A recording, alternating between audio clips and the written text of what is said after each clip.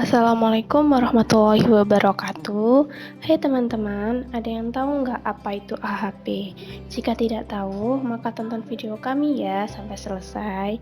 Jadi, AHP menurut Kazibutsky dan Tadius 2013 yang mengatakan bahwa AHP merupakan pengambilan keputusan multi kriteria dengan dukungan metodologi yang telah diakui serta diterima sebagai prioritas secara teori, memberikan jawaban dalam masalah pengambilan keputusan dan memberikan peringkat pada alternatif solusinya.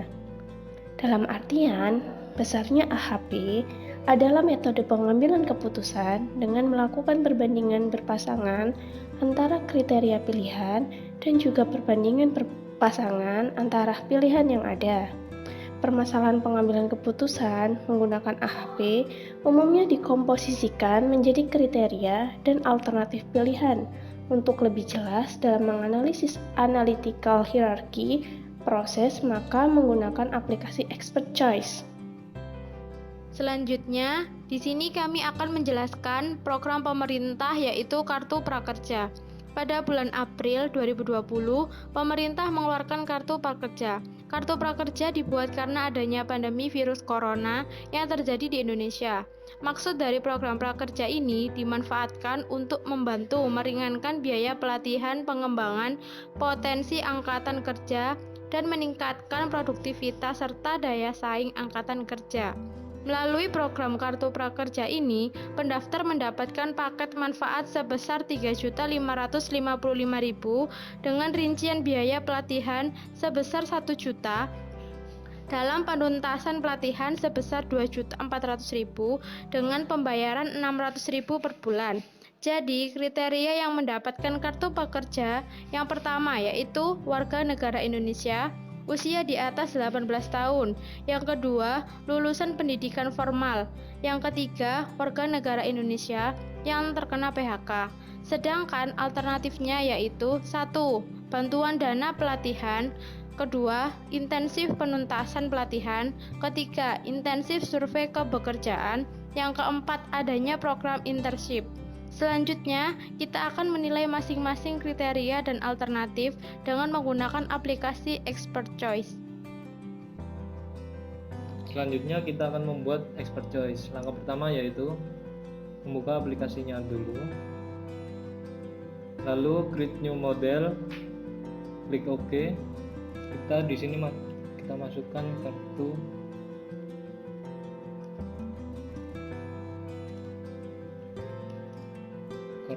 prakerja. Lalu goal kita masukkan kartu prakerja.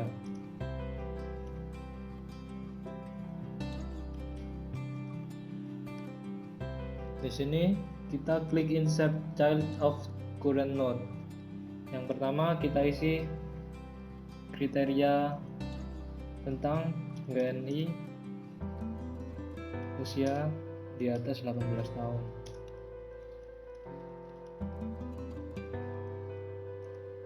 Yang kedua, kriteria lulusan pendidikan formal. Yang ketiga, terkena PHK.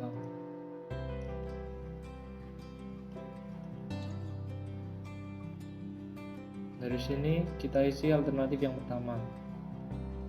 Alternatif pertama yaitu bantuan dana pelatihan. Alternatif kedua, intensif penuntasan pelatihan.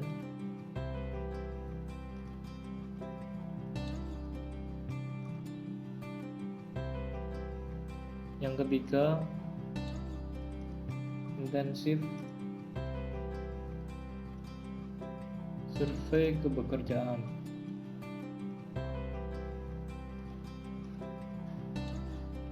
Lalu yang terakhir, adanya program internship.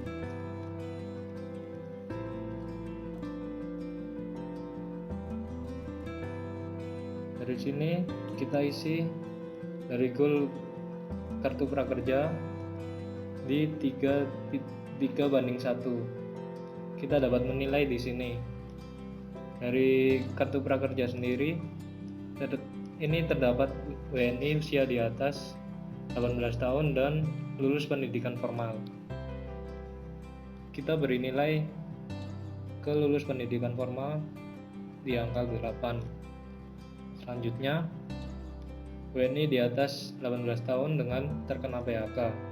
Kita memilih WNI usia di atas 18 tahun, kita kasih nilai 6.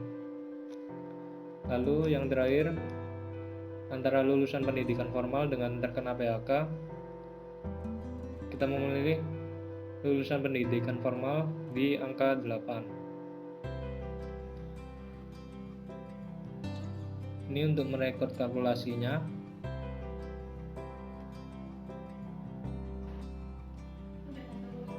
Sekarang masuk pada penelitian kriteria. Yang pertama ada kriteria WNI usia di atas 18 tahun. Jadi di sini ada 4 alternatif. Yang pertama alternatif bantuan dana pelatihan, yang di sini disandingkan dengan intensif penuntasan pelatihan. Di sini kita lebih memilih intensif penuntasan pelatihan dengan nilai 6. Yang kedua ada bantuan dana pelatihan yang dibandingkan dengan intensif survei kepekerjaan. Di sini kita lebih memilih intensif survei kepekerjaan dengan nilai 4. Yang ketiga, bantuan dana pelatihan yang dibandingkan dengan adanya program internship. Kami menilai 5 untuk adanya program internship. Yang kedua, yaitu alternatif intensif penuntasan pelatihan. Di sini intensif penuntasan pelatihan dibandingkan dengan intensif survei kepekerjaan, kami lebih memilih ke intensif penuntasan pelatihan. Kita beri nilai 6 untuk ini. Yang kedua, intensif penuntasan pelatihan ini dibandingkan dengan adanya program internship, kita lebih memilih intensif penuntasan pelatihan. Kita juga menilai 6 sini. Oke.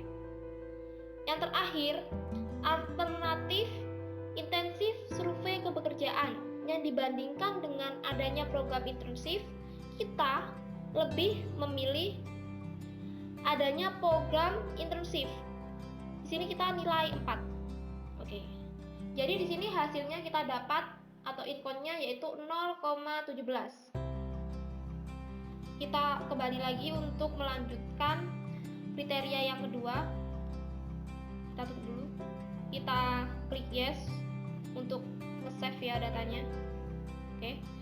Dan yang kedua ini kriterianya yaitu lulusan pendidikan formal. Di sini juga tetap ada 4 alternatifnya. Pertama yaitu bantuan dana pelatihan. Di sini dibandingkan dengan intensif penuntasan pelatihan, kami lebih memilih intensif penuntasan pelatihan. Kita beri angka 6. Yang kedua, bantuan dana pelatihan ini dibandingkan dengan intensif survei kepekerjaan, kita lebih condong kepada intensif survei kepekerjaan. Kita menilai 5. Yang ketiga yaitu bantuan dana pelatihan yang dibandingkan dengan adanya program internship. Kita lebih memilih adanya program internship. Kita beri nilai 4 di sini. Oke. Yang kedua yaitu alternatif intensif penuntasan pelatihan yang dibandingkan dengan intensif survei kepekerjaan, kita lebih memilih intensif penuntasan pelatihan. Kita beri angka 6.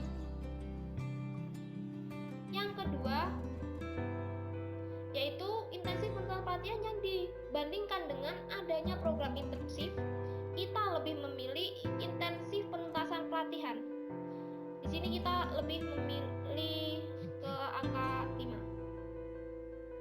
Oke. Yang terakhir yaitu alternatif intensif survei kepekerjaan. program intensif, kita lebih memilih ke adanya program intensif. Kita beri angka 3 sini. Oke, dan kita kembali lagi ya ke kriteria yang ketiga dengan kita save dulu. Sebentar. Selanjutnya kita ke kriteria yang ketiga, yaitu terkena PHK. Di sini kita akan membandingkan antara bantuan dana pelatihan dengan intensif penuntasan pelatihan. Di sini kita lebih memilih ke bantuan dana pelatihan, yaitu dengan angka 6.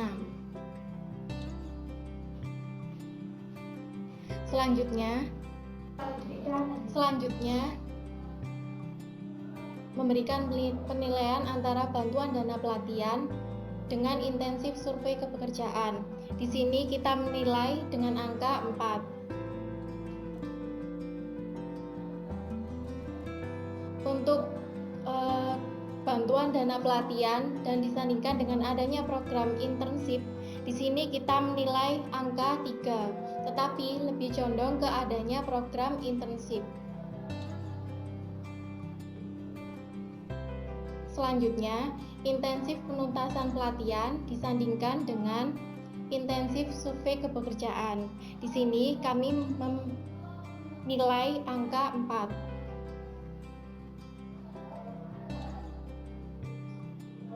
Dan untuk intensif penuntasan pelatihan disandingkan dengan adanya program internship, kita lebih memilih ke intensif penuntasan pelatihan dengan nilai 3. Dan untuk intensif survei kepekerjaan disandingkan dengan adanya program internship, kita memilih adanya program internship dengan nilai 3. Selanjutnya kita simpan dengan mengklik OK atau Yes.